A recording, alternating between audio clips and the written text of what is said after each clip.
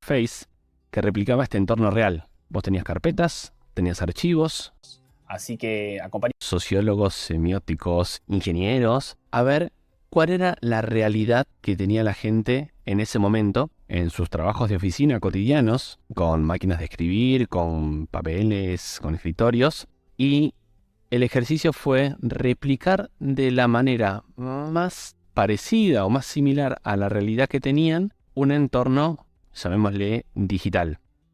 Y pasaron cosas como esta. Primero se creó un dispositivo de entrada, hoy conocido el mouse, en donde se dice que fue Larry Tesler de Xerox que le mostró a Steve Jobs estas innovaciones en los años 70 y bueno, después ya se sabe un poquitito lo que pasó con el mouse, Apple y esas grandes innovaciones que han existido. Pero en líneas generales, el origen de lo que hoy vemos y conocemos como interfaz gráfica fue originalmente el GUI, por sus siglas en inglés de Graphical User Interface, que replicaba este entorno real. Vos tenías carpetas, tenías archivos, podías copiar, podías eliminar, y eso es lo que pasaba en un escritorio normal. Tenías un calendario con fechas, tenías un lugar donde llegaban todas las cartas y las ibas poniendo en tu escritorio, y la realidad es que mucho no ha cambiado de aquel entonces a lo que tenemos hoy. Sí, quizás por cuestiones de hardware se ve mucho más moderno claramente, pero en líneas generales es lo mismo.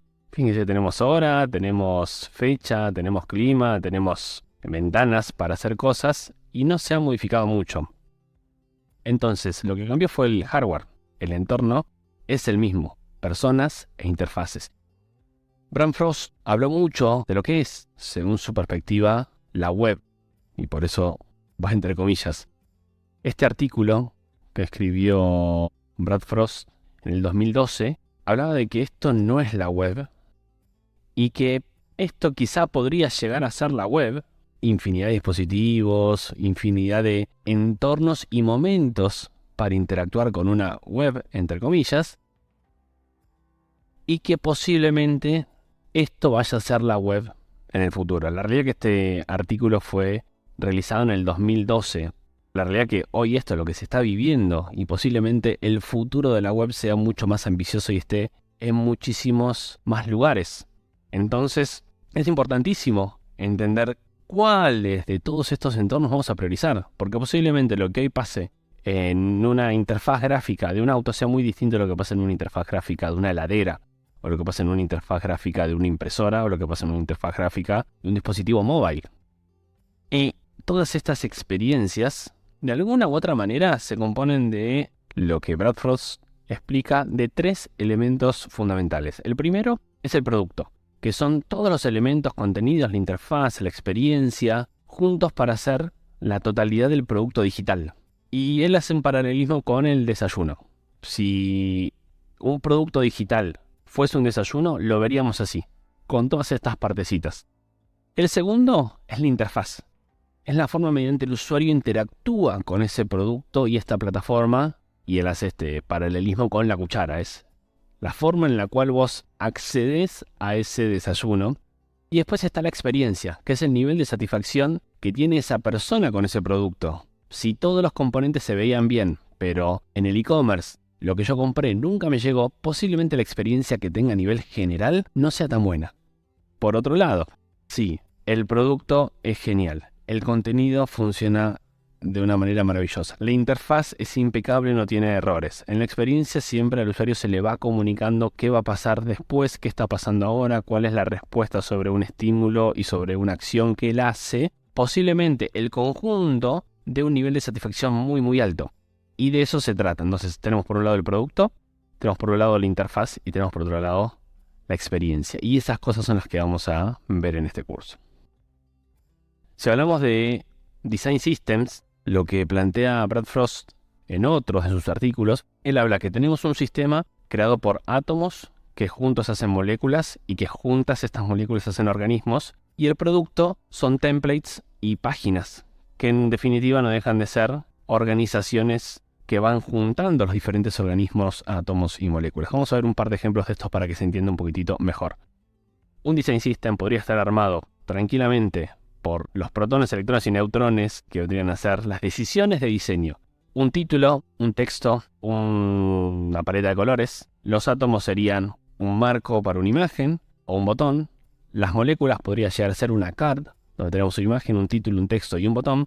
El organismo es cómo esa molécula, cómo esa card funciona con otras en un slider. La plantilla podría llegar a ser la estructura base para generar posibles futuras páginas. Entonces ahí tenemos un sistema de diseño sólido que nos permite escalarlo en el tiempo y de alguna forma hace que le dé solidez a la experiencia del usuario que estamos creando.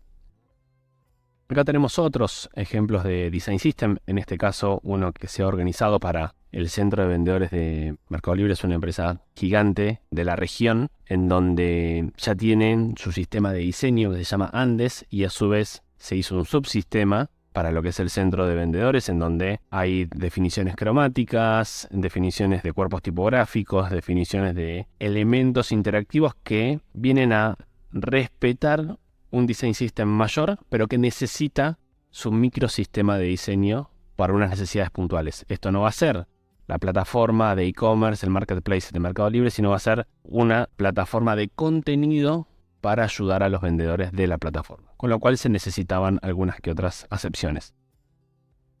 Este es el Design System de StudioNK, en donde en el proceso de creación de un Design System no es lineal, no es que se arman primero los átomos y después tenemos un organismo que puede llegar a ser una homepage, sino que es más bien en paralelo el proceso. Primero se va diseñando algo, después se empiezan a ver decisiones que se pueden llegar a repetir con el tiempo y a partir de ahí hay un momento en el proceso donde se para todo, se organiza el Design System y se siguen creando el resto de los elementos y las pantallas. Básicamente porque es un trabajo proyectual y en todo trabajo proyectual siempre hay cuestiones que van evolucionando o que necesitan también un deadline, necesitan también un cierre. Por ejemplo, un cliente da la aprobación de una homepage, todavía no está el Design System, bueno, es un buen momento para organizarlo.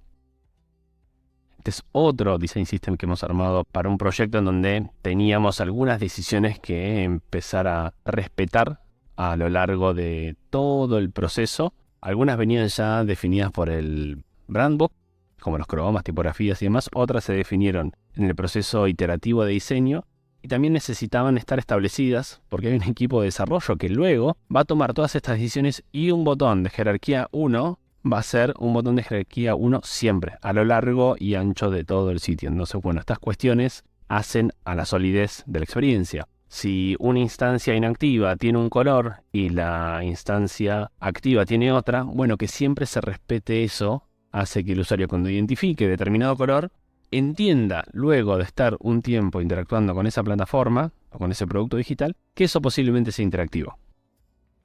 De este Design System que veíamos antes, acá ya nos metemos en moléculas, elementos un poco más complejos de lo que teníamos acá a nivel atómico, decisiones cromáticas, tipográficas, call to action y algunas cuestiones como interactividad para el logo. Nos pasamos a las moléculas, donde ya empieza a tener un poquitito más de forma y podemos identificar un elemento como inputs para un formulario, o radio buttons, o checks, o cards para partners y demás. Y acá otro ejemplo en donde en definitiva se va viendo lo mismo. Es el lugar en donde si hay alguna duda debería estar ahí. Y si no está definido en el Design System, se debería agregar. Esto lo que hace, si volvemos a lo que estábamos charlando hace un rato, de la Xerox Alto, no podemos nunca armar una experiencia de usuario sólida, una experiencia de usuario satisfactoria, si en cada momento que tenemos que diseñar algo, vamos viendo qué decisiones tomar. Todo lo contrario, el Design System lo que hace nos ayuda a que las decisiones de diseño que vayamos tomando sean una evolución o tengan una referencia con algo que el usuario ya hizo. Entonces, en definitiva, nos ayuda. Nos ayuda a que un trabajo sea más sólido, a que sea más escalable y que sea mucho más consistente la experiencia del usuario dentro de esa plataforma. También esto no se trata solo de colores y tipografías, también se trata de sistema de grillas, de cómo se acomodan los elementos en cada uno de los dispositivos, en cada uno de los anchos de pantalla. Y ahora vamos a hablar un poquitito sobre diferentes tipos de diseño. Diseño responsivo, mobile first y demás. Y cómo un botón tiene, podríamos llegar a decir, miles y miles de instancias, pero al menos un botón tiene, en este caso, 4 variables de tamaño y 5 variables de instancia. Ok, entonces, volviendo acá, ¿verdad? En la clase virtual estuvimos dando playback, estuvimos comentando cada una de estas partes del video y estuvimos abordando, ¿verdad?, la experiencia de Randy, consultamos diferentes aspectos, cómo se crean estos diseños y lo adelantamos, ¿verdad? También estuvimos abordando de qué se trata este desarrollo Mobile First, que se centra básicamente en iniciar desarrollando para un dispositivo móvil, debido a que pues la mayoría del tráfico está acá. Le comentaba a Randy que de hecho podría asegurar de que estaba desde su móvil en la clase virtual. Entonces, por ejemplo, el Mobile First se enfoca primero en el móvil para luego adaptarse a los otros dispositivos. Luego acá fuimos aumentando y pues le comenté a Randy antes de finalizar la reunión de que estos videos iban a estar disponibles en un enlace de WeTransfer para que él los pueda abordar, ya que estos videos son de cursos pagados en la plataforma doméstica.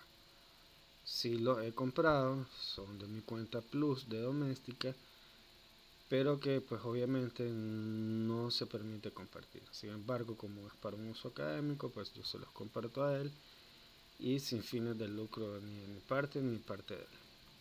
Entonces esto fue un resumen bastante breve de la clase que estuvimos abordando con Randy y que lamentablemente al pasarlo, cortarlo y pegarlo en una memoria, la memoria me dañó el video y no lo pude recuperar.